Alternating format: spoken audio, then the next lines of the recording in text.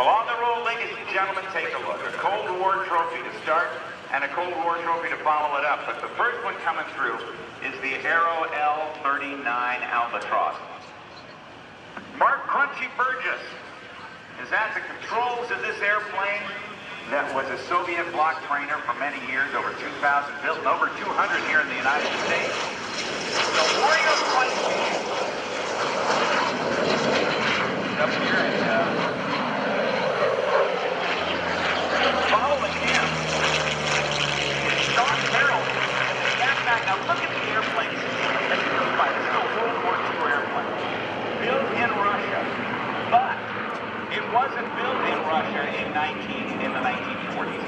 The parts were built in the 1940s, and back around 1991, they found a bunch of these parts in an old Russian Yakovlev design bureau factory where the aircraft were manufactured.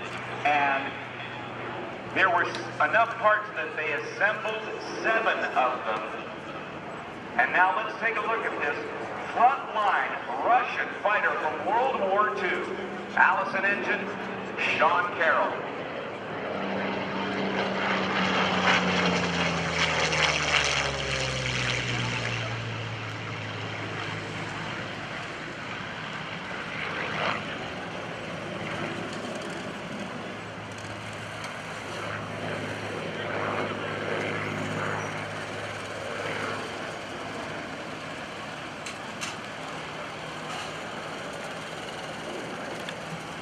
Now let's watch Sean Carroll in an airplane that even when it's going slow looks like it's going fast.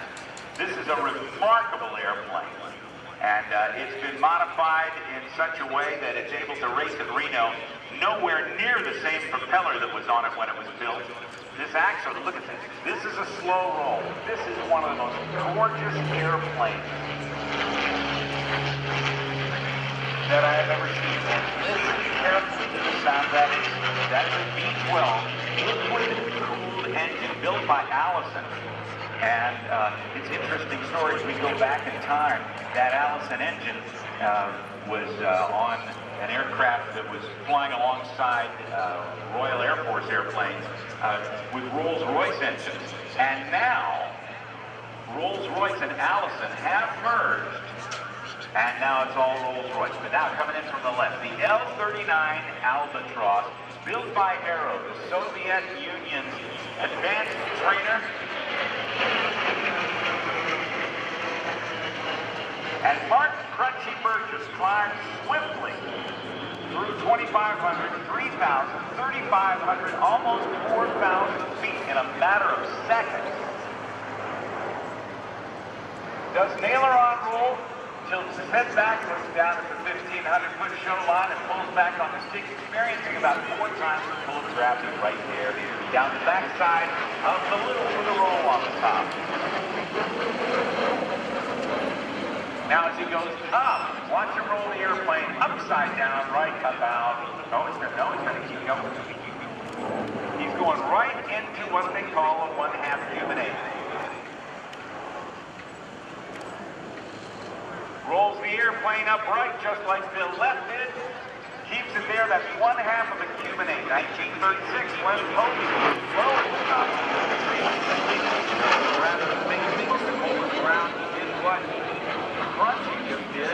5/8 of the loop and rolled it upright, and then did exactly the same thing Crunchy's doing right now. Did the same thing in the opposite direction.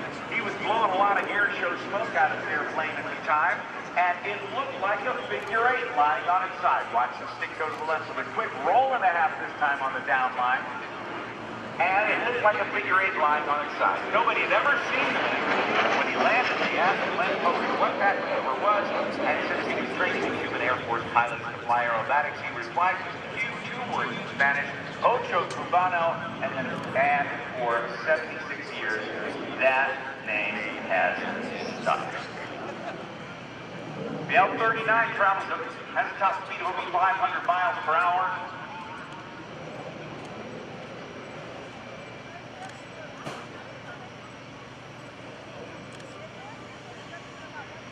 Now watch for the nose to come up as he executes the triple aileron roll.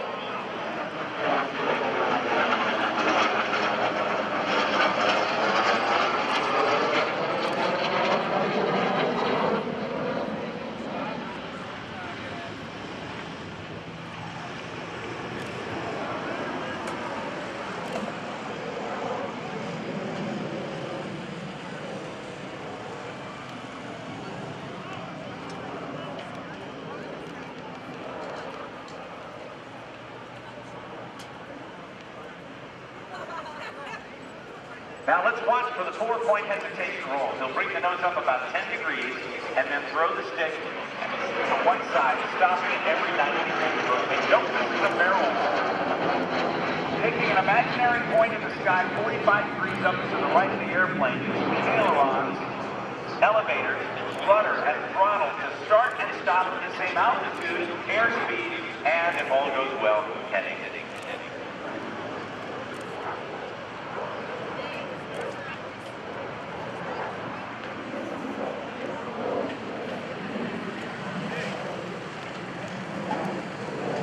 Now this time we'll see the 4-point hesitation roll.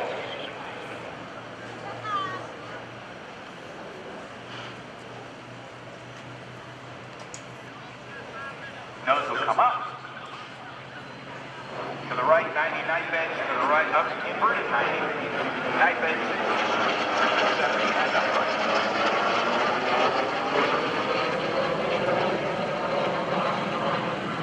Now, ladies and gentlemen, got a buddy up here, Frank Mendich, and he's with the Warrior Flight Team, and you guys have a great mission, haven't you, Frank?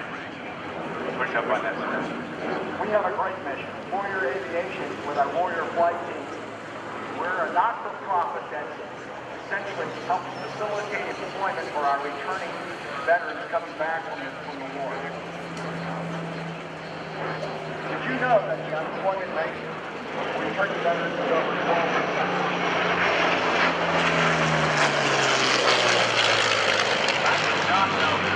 Okay, now listen, we've got ourselves a little fight going on. This kind of engagement, a propeller versus jet dogfight, really only happened in the Korean War. Neither of these airplanes participated in the Korean War, but we've got it set up so that they can demonstrate what a dogfight or a 1v1 aerial engagement would be like. Pointing at each other, they're on their way back down. Let's watch. Burgess from the left, Sean Carroll from the right. He's got the World War II Yak-9. A head-on engagement. Now let's watch as they quickly turn in an attempt to gain one speed advantage on the other. The idea is to get behind the opponent so you can get guns on the bandit as soon as possible. Higher speed from the L-39, but a quicker turning radius or a smaller turning radius for the Yak. Sean Carroll looks like he's going to be able to dive in, but he can't quite catch the punch as he gets into a high speed left-hand turn. And I tell you what, Frank, this Warrior Flight Team engagement is very, very exciting. It's very special because rarely do you see a fight sequence like this at an air show. Everyone enjoys it. In a tight high G turn. Crunching. To try to outfly Sean. In the piston engine. 13 or 1400 horsepower Yak. He's watching now, crunching back hard to the left. He's done a yo-yo, and he's going to try to get in behind Sean right now, as Sean has reversed, coming in from the right and on his 6 o'clock now, and closing fast in that L-39 that has a great speed advantage. Crunching now has to rack it around hard to the right, and it looks like he might be in a position where he's going to overshoot. Oh, he has. Now watch Sean as he quickly rolls over and tries to get himself positioned behind Crunchy, as Crunchy is over the top.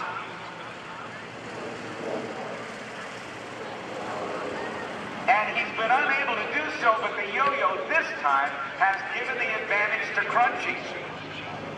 Frank, now that's pretty cool. I didn't think it was going to turn out that way. Yeah, Crunchy is quite a pilot. He spent over 20 years in the United States Navy, had over 600 period tracks in his career. I also want to say that Warrior Aviation not-for-profit assists our returning vets with training scholarships to assist them in being trained for employment opportunities after their service. They're going to form up on the right. Now, forming up with airplanes that are identical, that's one significant challenge. But when you get an airplane that is in the lead, that is at about 3/4 or almost 5/8 of its top speed, and another airplane of a different era entirely formed up on him, going at a fraction of his speed. That rejoin, ladies and gentlemen, is excellent pilotage by both Sean Carroll and Mark Burgess.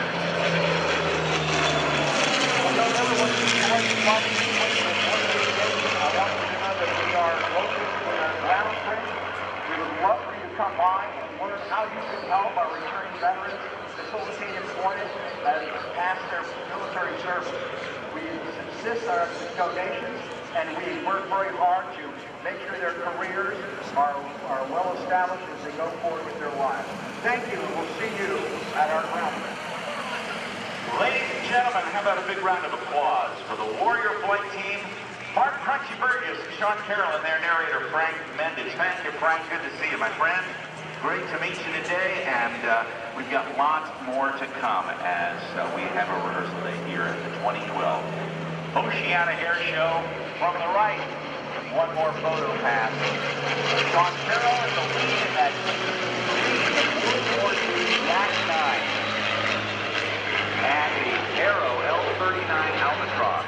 Czech built, now about 200 of these, or 220 here in the United States, out of over 2,000 that were built. They became available after the end of the Cold War, 1991, when the Soviet Union collapsed. They became available, and some enterprising Americans, one of whom who has flown here a number of times, Dan McHugh, brought the first L-39s over, and gave an opportunity for Americans to fly these Cold War trophies.